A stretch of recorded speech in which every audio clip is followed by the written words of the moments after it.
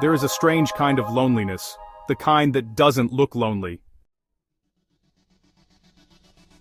You have people around you, contacts in your phone, followers on social media, maybe even friends you meet occasionally, but deep down, something feels missing, a quiet emptiness you cannot fully explain, because loneliness is not always about being physically alone. In psychology, loneliness is defined as the feeling that your relationships lack the quality or depth you need, even if you're surrounded by people. Which means something surprising. You can be in a crowded room and still feel completely invisible. Today we're going to explore 7 signs that you might be more alone than you think. Some of these signs are subtle, but once you notice them, you can never unsee them. Have you ever sat with a group of friends, everyone laughing, everyone talking, but somehow you feel like you're not really part of it, like you're watching the moment instead of living inside it? This is one of the clearest signs of emotional loneliness. Researchers describe loneliness as dissatisfaction with the quality of social connections, not just the number of people around you. In other words, you can have dozens of relationships, but still lack one that truly understands you. Most of your conversations stay on the surface: work, weather, memes, small talk, but deeper conversations, well, those are rare. You rarely talk about fears, dreams, or personal struggles, and when conversations never go deeper, the brain begins to feel emotionally disconnected. Because, humans are wired for meaningful social bonds, not just interaction. After a conversation ends, your mind replays everything.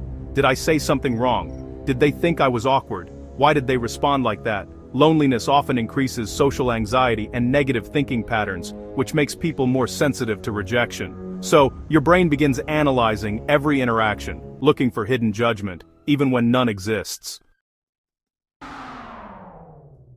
Your day becomes filled with noise, scrolling, streaming, gaming, constant stimulation. But the moment everything becomes quiet, something uncomfortable appears: your thoughts, your emotions, your sense of isolation. Many people unknowingly use distraction to avoid confronting loneliness.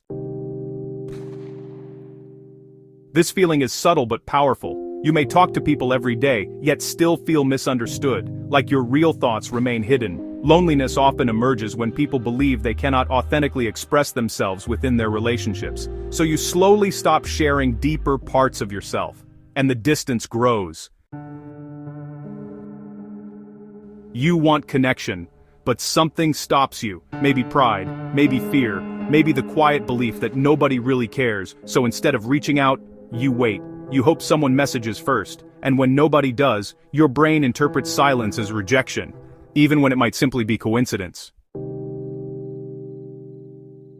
This one surprises many people. You meet friends, attend events, talk to people, but afterward, you feel drained. Not because you dislike people, but because you feel like you're performing, acting a certain way, hiding your true thoughts. When relationships lack authenticity, social interaction becomes exhausting. Loneliness is not just an emotional feeling, it can also impact mental and physical health. Research links chronic loneliness and social isolation to higher risks of depression, anxiety, heart disease, and even early mortality, which is why scientists increasingly treat loneliness as a major public health issue around the world. But here's the hopeful truth: loneliness is not permanent. It is a signal from your mind that something important is missing. The Stoics believed something powerful. They believed humans are social beings by nature. Marcus Aurelius wrote that we were made for cooperation, like hands working together, which means connection is not a luxury, it is a psychological necessity. But real connection requires something uncomfortable: honesty, vulnerability, and the courage to show who you really are. Because at the end of the day, loneliness is rarely about the number of people in your life. It is about how many people truly see you. So here's the question you should ask yourself tonight. Not, how many people do I know, but something much deeper: how many people truly know me?